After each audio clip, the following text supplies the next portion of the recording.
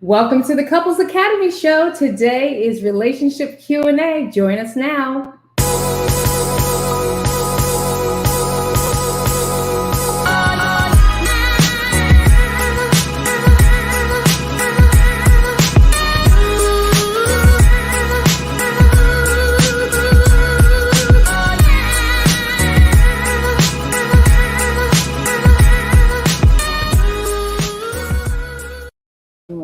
Hey! You wanted to see you smooching me? Well, you know. You wanted to play that off? That's why there's a 20-second intro so that they don't have to see that type of stuff. But good morning, everyone. Hope all is well. This is the Couples Academy show, and you are joining us from all over the world, and we want to know where you're dialing in today from.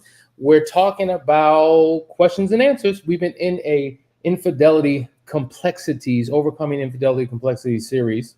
But today we're able to answer any question. So ask your question, whatever it is. It's so good to have Hassani back in the building, y'all. Because see, he's been on the road. He just literally got back today. Like he literally walked off the plane like 30 minutes ago, flew like a bat out of heaven. Wait, no bats in heaven.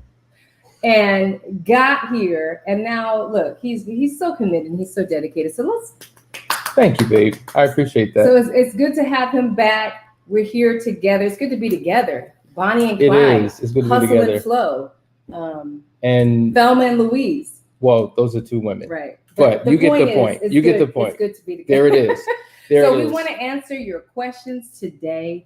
Did you have a question that came in from the floor? No, so we're waiting on y'all. Yeah. So we see people.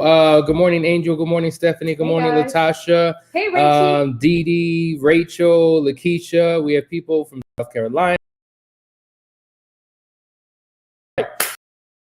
This is what it's all about. I don't know why it's like going to a pool party. Everybody's waiting for somebody else to jump in. Just ask your question so we can get this ball rolling. All right. And maybe we're just so good that we've answered all the questions and they don't have any questions. Yeah, that would be nice. Maybe we've answered all the questions. There's nothing else that they need to know. But guys, let me just let you know, next week, as I mentioned before, there are going to be some shifts and changes. We're going to start taking in calls over the air. So if you have a question and you want to be a part of the program, you'll have an opportunity to do that. We're excited about that. There's some significant things that we're doing to create the experience that we have for you, because we want this to be a part of your daily diet. You know, just as you may wake up and you have your daily devotional and you hear from the Lord, to hear into your relationship.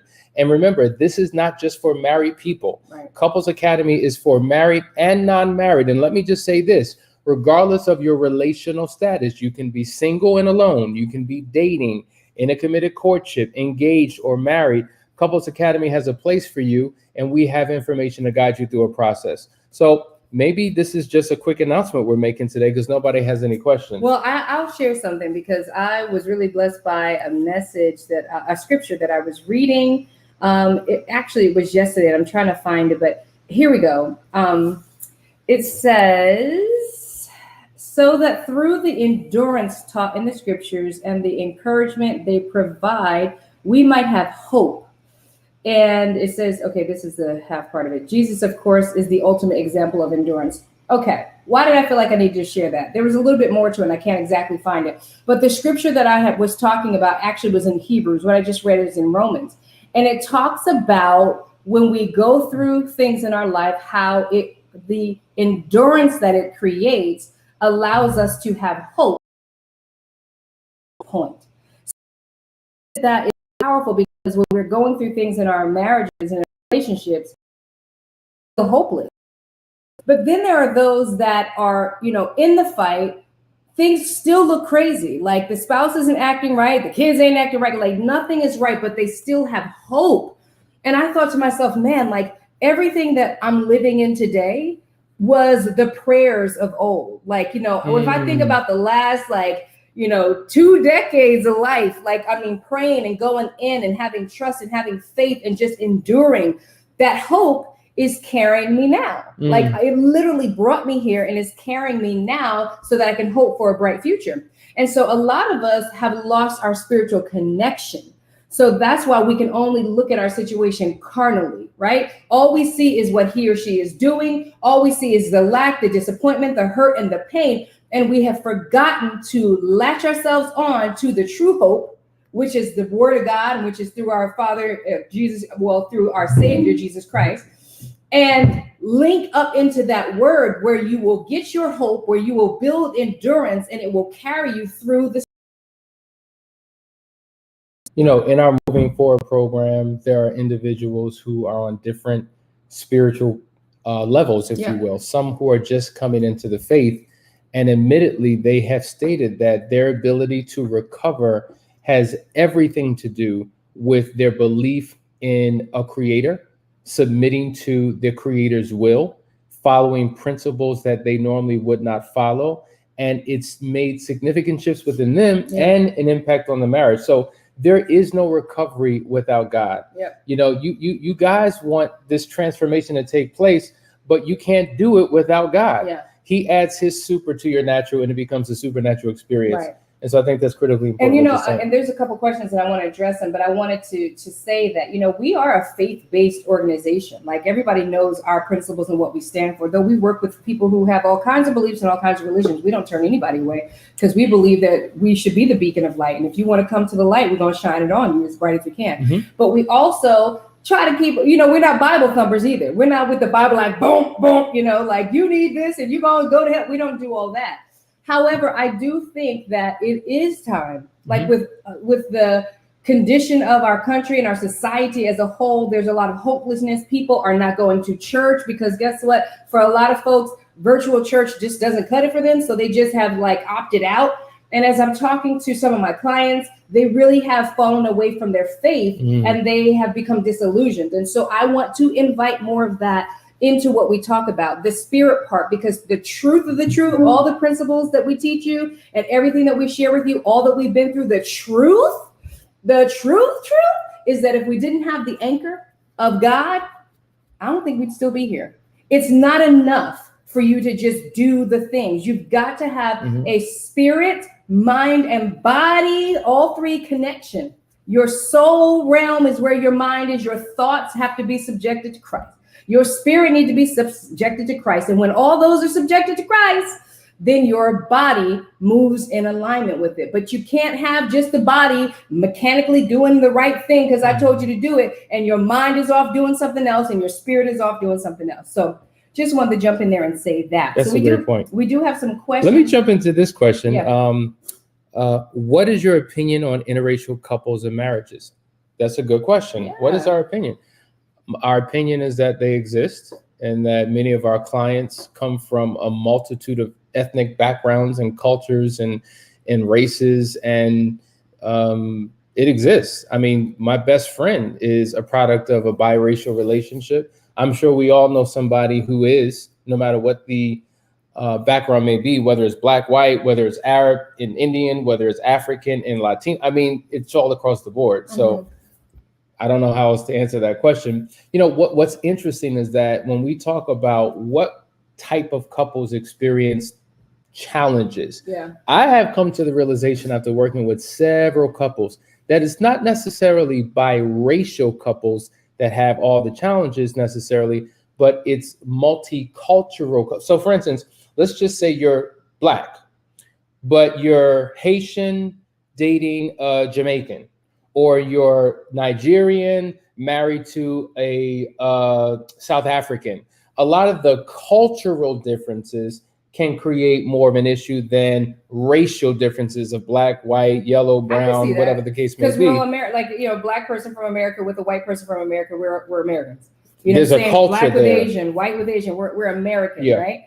I could see how the challenges would be with cultural differences because when I think about some of our, you know, South African clients, you know, the tradition, there's a lot of masculinity in certain cultures where women are expected to do certain things and expect certain things from men. Traditionally, men would step out and have affairs, and it's not supposed to be an issue. But now we're in 2020, and these women have internet and television, and they actually have learned a different way out there. People expect fidelity, and it may not be culturally what they do. So I can see that being a challenge. So I mean, we have a lot of clients that are many different races and ethnic backgrounds, and guess what? They struggle with the same things that same culture, same race couples struggle with. Now, of course, there are differences, right? So that's why it takes a period of time to get to know culture and to embrace it for the relationship to work. Absolutely. We got another question. Pamela asks, what advice would you give to a person that cheated and the spouse has passed away? They never got a chance to apologize. Wow. Well, let's just talk about forgiveness and the power of an apology. It sounds like you're saying that you were cheated on and that person died and they never had a chance to apologize to you. So now it was never rectified in your heart, spirit, and mind. And that's when you really have to go in deep to unearth it yourself. See, the apology to me is like a magic key. We don't always get blessed to get it. That's the thing. That's I mean, a lot of people never get an apology, but the onus is still on you to seek out forgiveness, to release it from your heart.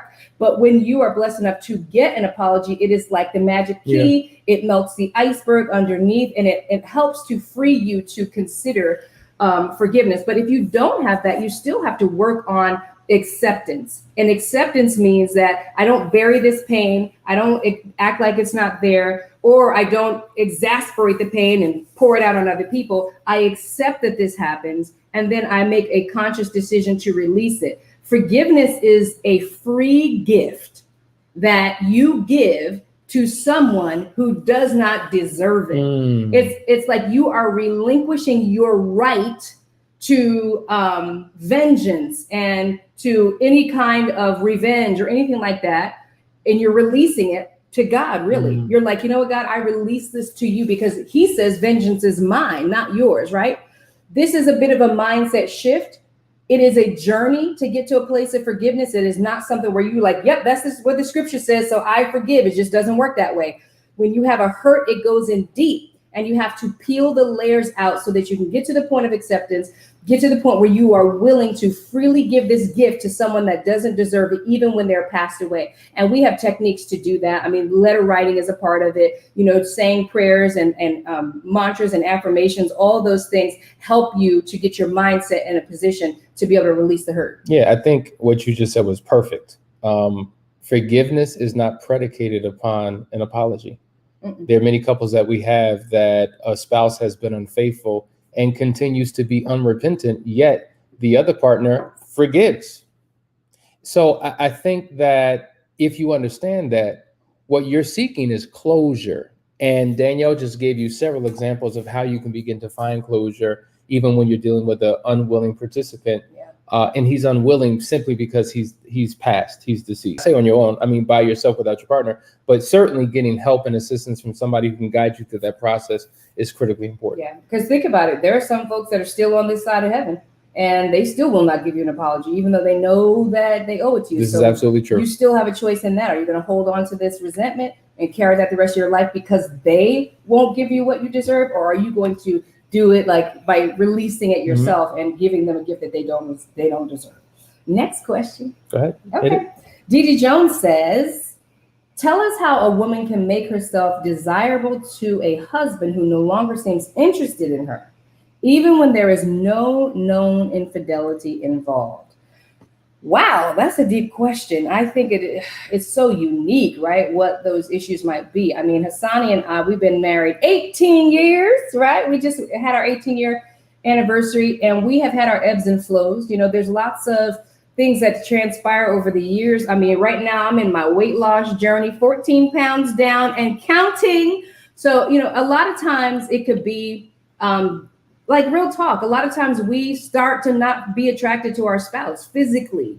You can be unattracted to your spouse mentally, emotionally. There's so many different ways that you can lose that attraction. I think it's about sitting down with your spouse and having a real talk conversation. That's what Hassani and I do. When things are hitting, we sit down, we have a talk, and we work it out because we want to have a passionate, sexually fulfilled marriage. And so we talk these things out and sort it out so that you know exactly what the expectations are. Sometimes the expectation is completely unrealistic and hypocritical, right? If we've both gained 300 pounds, you can't come to me talking about, you need to lose some weight. So it's got to be balanced. Sometimes you need a third party to come in and help you with it. But if you both have a desire to have that passion in your marriage, I think it's something you can work out. At the end of the day, it's about that conversation and not going in there with walls up, guards up, super sensitive. Be open to what your partner has to say. One of the top 10 emotional needs of men and women is an attractive spouse. And to Danielle's point, it's physical attraction, but it's also emotional attraction. It's mental stimulation. It's a gob of things. It's not just one dimension. So I think having that conversation will get you both on the same page. Did you look at a question? No. Oh, okay. I can't have my glasses on.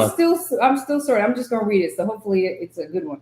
Okay. Hey, Angel. I'm trying to reconcile the trust issue due to infidelity.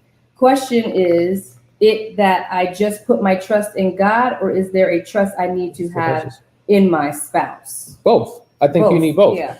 There's a trust that you have with God because God has a plan for your future, right? He wants your future to be successful. But then there's a trust that you have to have in your partner because there should be the God that exists within him. There's the integrity and the character that he should be operating in. And as we say, trust is like a light switch and a dimmer all at the same time. Yeah. When you lose it like that, like lights that just went out. But to regain it, it's a process. It's like the dimmer that slowly increases over the time.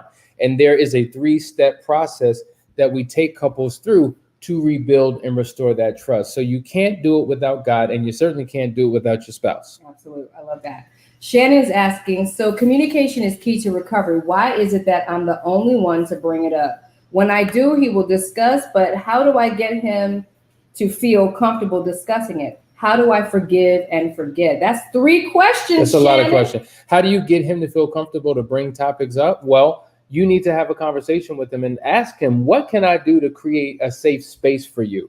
You'd be surprised. A lot of times people, first of all, he may be quiet. I don't know. Maybe he internalizes and has a problem articulating. I don't know. Or maybe he doesn't feel safe and comfortable.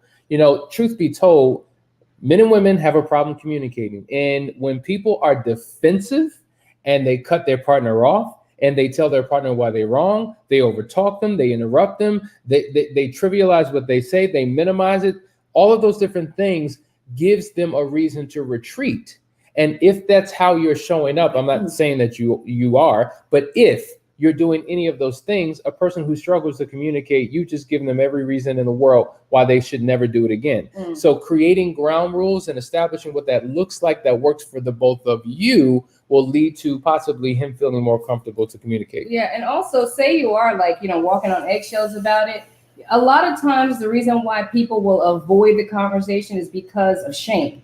I think about early in the marriage when we were dealing with some issues, and Hassani would be asking me all these questions. He wanted every detail, every corner of it, backwards, inside. And it was very taxing emotionally and draining. This goes into personality styles, peacemaker, peacekeeper. Like if you are the type of person that you just want to keep the peace and keep it rolling, or if you're the type of person that's going to fight to get to the bottom of the matter right now, you're having a conflict of personality styles. And so one person is feeling a tremendous amount of anxiety, and also their energy is draining. This is why you have people that completely shut down. When you're in a conversation, you see it when their eyes glaze over, they're no longer listening, they can't take it anymore because they don't have the emotional capacity. So I agree with Hassani about really discovering these things. These are the things that you need to discover about your spouse, y'all. We need to understand who it is that we're talking about. When we talk about the five love languages, everybody knows about the 5 love languages. Okay, gifts, time, touch, all of that. But it goes so much deeper than that. You need to get to the point where you understand your partner so well that you know how to talk to them about everything. And I've learned that, Hassani's learned that. Like there are certain things I know how to talk to Hassani one way, and then there's another way I can talk to him about something else in a different way so that I don't bring his resistance up, because we all have resistance. So you might be experiencing some of that, personality styles clashing, him having shame and anxiety and is struggling to really talk about it, because sometimes you feel like you're just going like this and it's not going to end. We talked about this and next thing you know, they're shut down. That's absolutely right. Yeah. Excellent point. All right. Robin says, we have been married for 5 years and we don't have children. We haven't been trying, but we haven't been preventing. God has been calling me to adopt, foster, but my husband doesn't feel the same. Advice. Yeah, I think it's important that you're on the same page. Absolutely. And this is where the power of the marriage negotiation worksheet can come into play. Having wise counsel, because both of you, it seems like, man, this is a difficult situation. You want to adopt, he doesn't. How do you find a middle ground in that? So you really have to spend some time, and that's not one conversation. Obviously, I would imagine that you've had multiple conversations. So that's why sometimes bringing in a third partner or party will help you figure out what's best for you. Because at the end of the day, as we always say, if it works for you and doesn't work for your partner, it doesn't work for the marriage. If it works for your partner and doesn't work for you, it does not work for your marriage. And ultimately, this is a we, us, our conversation, not a me versus you conversation, or decision, I should say. Yeah, and adopting is a serious endeavor. You're bringing in another person that has a whole different background and all this. I mean, even if it's a baby, like they come from a place, they come from a lineage. So it's a serious matter, but it's something that could be worked out. People do it all the time and they have success with it. I think it's about discovering what his resistance is. There could be some real reasonable reasons why he doesn't want to do that. Maybe this can be resolved with more research. I just think you need to bring a third party in to help counsel you all through that. All right, let's go to the next one. JT says, question, what do you think about submitting to lie detector tests to prove honesty for a narcissistic, equally unfaithful partner? Many layers to this 11-year-old union, including our 5-year-old daughter. I almost feel like I need to read that again. Did you I got that. Okay. They don't work. They don't work. We've had clients that have attempted to do that, and upon research and full investigation, it has about a 50% success rate. Even though you watch like the Maury Povich show or whatever show that is where they take lie detector tests. Maybe it's not the Maury Povich. One of those shows, whatever it is. No, they do. No. They're not successful. No. So you don't want to rely on technology that's faulty. I mean, just do the research. You'll find the statistics on it. And so therefore, it doesn't serve you. So there's no other way to answer that but that. Okay. Next question, JD is asking, my spouse says I need to admit I don't trust her and I do have an issue with trust, but how can I explain that it's some of her actions that caused without seeming like I'm not admitting I have trust issues? Well, my response to that is you do have trust issues. Why would we not admit that? Clearly, you do have trust issues. And I feel like the first step that you want to take is to put that flat out on the table. Yes, I have trust issues with you. Here are the reasons why. It's almost like you answered your question. The thing is, what we try to do is reserve the truth, because if I reserve the truth, now I have to admit that you're right. We got to get away from this idea of the right or wrong and work towards the betterment for the relationship. So if I were you, I would say, yeah, you're right. I don't trust you because you do this, that, the third, and the fourth. How can we work that out so that I can begin to develop trust in you? How we can restore what was lost in the marriage? Well said. Okay. All right. We got Claire Marie, who says, on his priority list, he says our marriage comes in second. His work is his first priority. How can I make him understand that it's not fair for our marriage? So here's the deal. A lot of times so I would want to understand the rationale behind that decision. So if he's the man and he's the main provider, in his mind, he may be thinking, well, I work to take care of my family, so I have to prioritize work, because if I don't work and if I don't bring in an income, I won't be able to be the husband and the father that I need to be. Hopefully he's looking at it through that lens and that perspective, as opposed to my job is more important to me than our marriage. Those are two different things. And so here's the reality. We prioritize God, marriage, family, work, personal, or maybe for Danielle, it could be personal work, whatever that order is. But it's God, marriage, family, and then whatever. But the reality is I prioritize God above all. But does God get the majority of my time in the 24-hour day? Nope. Does my marriage get the majority of my time in the 24-hour day? Nope. Does my family? Nope. My work gets the majority of my time.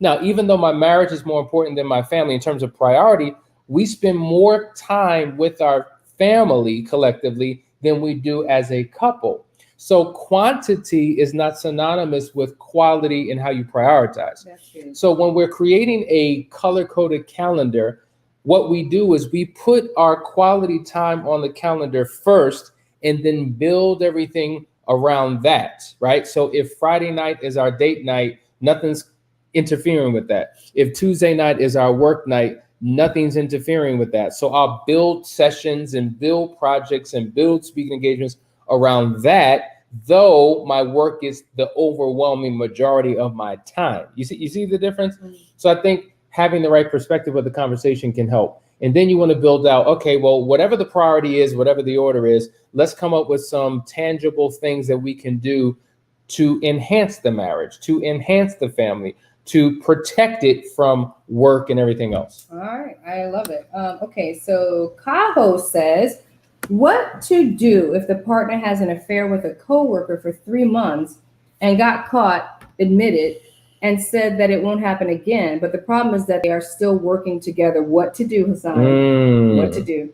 You better tell me. So basically there was an affair with somebody that they work with. Right, for 3 months. They're still working at the same job, even though they promise they won't do it again. So let me give you a couple options. Either they have to quit their job and find another job because that job becomes a trigger.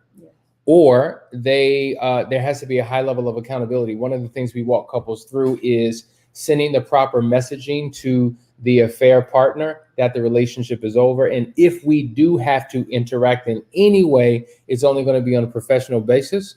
The supervisor is aware of the relationship we had. And so I don't want to get into the details, but in essence, we guide people through a process that creates checks and balances so that if he or she has to still work there, it shouldn't be a trigger for you. There's a high level of accountability and transparency. There's checks and balances while he is there to help you feel safe, period, point blank. Otherwise, he's got to go. And guess what? That's just one of the consequences of what happens when you're unfaithful. I've known people who have quit jobs. I've known people who have had affairs with people in their neighborhood and have had to move and relocate to other states because it's every time I drive into this development, I'm triggered because there is her house and I see her car and she's at the supermarket every time I go and all of these different things. And so there are consequences for our actions, folks. And if the marriage is truly a priority, then we do whatever's necessary to restore that. There we go. We got Bianca who says, is there cases that the betrayed spouse wants to test the one that cheated to see if she really loves him? Is there cases that the betrayed spouse wants to test the one that cheated? Well, test them how? I don't even know. I need more clarity on the question. Redo that question, Bianca. Give us more information. Hey, Corliss. Corliss says, what can be done about a marriage that one spouse cheated? He has admitted it, and of course, the other spouse doesn't trust him, but he also doesn't trust the spouse that has not cheated because of her snooping to find out about the affair. Yeah, so you know what? I have a feeling that you're cheating on me. So now everything you do, I'm all in your business. I'm looking in your phone. I'm looking online. I'm looking through your clothes. Well, you created this scenario. And guess what? My suspicion was correct. You cheated, Joker. So now you're going to flip it and have trust issues with me because I violated your privacy? Listen, people have different philosophies. There's a major difference between privacy and secrecy. If I go to the bathroom, give me my privacy. But if I grab my phone and take it in there because I'm doing something I shouldn't do, that's secrecy. Thank you. And as a couple, like real talk, if I say, Danielle, where's the credit card or where are the keys? Oh, it's in my pocketbook. I'm digging through her pocketbook. And I don't care. She's digging through my wallet. I'm digging through her pants pockets because there's a couple of dollars in there that I'm taking with me on my way out. Whatever the case. You stealing my money? It's my money. The point is, there's really no... we don't compartmentalize our lives and build walls up between us and keep each other out from each other's world. So listen, if I needed to go through Danielle's phone, I've done it. She's gone through my phone. We look at each other's emails because we're not hiding anything. And here's the deal. People who have nothing to hide nothing. I mean, I don't even have any. I wanted to have something to add, but I mean, you're saying it perfectly. If there's nothing to hide, why are you hiding? And after the affair, this is gaslighting to me at its core. that you have awakened something in me that was not there, the insecurity and the fear of betrayal. And now that I have it, you want to turn it around on me that I'm the crazy one, because now I want to make sure that you're not doing it again. Because guess what? I'm enduring with you. I'm sticking it out with you. I'm here even though you were unfaithful to me. And now I just want to make sure that you're actually keeping up your end of the bargain, and you want to gaslight me and make me look crazy? Yeah. Absolutely not. And this is what we do. We tell our couples to expose everything. Do they always listen? No, they don't. But that's the path to reconciliation. All right, one more question. My wife doesn't want to keep it natural down there as I would prefer. Okay, Mario. So what you wanted to get a perm down there? No, he wants her to grow it out. That's what. Is that what that? Read it again. Let me. I don't know. Maybe this is another topic for another time. My wife doesn't want to keep it natural down there. What does that mean? Prefer. He wants to keep. You would prefer for her to grow it out. Grow out. Is that what he means? That's what it means. Dude, you listen. When you guys ask questions, come on, you got to give some detail because I don't know where you're going. But anyway, listen. We've had this conversation about hair. Hassani likes my hair long, right? And your hair. My hair on my head. Yes. Yeah. And I remember, like way back in the day, I would just grow it all out. And then one day I'm like, you know what, Hassani, this hair is on my head. Like I want to cut my hair. So then we had this talk. Like that's what he liked. He liked the long hair. But guess what? It's on my head. So when it comes to down there, that's her vagina. You know, you don't know what it feels like to have hair growing down there on your vagina. You don't know what it's like to shave it down. Most men have never shaved it down and had to experience the grow back. This is just a grown-up conversation. So talk to your wife and get an understanding as to why she prefers not to keep it natural. And then you're going to have to respect her decision. Maybe we need to do a show on vagina hairs and really break that down. Yeah. But thanks for the question. I told Hassani, get you a man weave. Like put you a fro on there. He wasn't with that. I could not force that on him. No. He's not trying to have glue on his head, even as much as I might want to see what it looked like one day with to have an afro. I don't know. That's never going to happen. Ever going to happen. But guys, I hope you got something out of today. We're here every single Friday to answer your questions, whatever they may be. So I appreciate the interracial question. I appreciate the vagina hair question. I appreciate the trust questions. All of them are critically important. We love you. We will see you on Monday. Have a great weekend. Bye, Until guys. then, talk to you soon. Can't bring us down. Can't nothing bring us down. Our love is too high.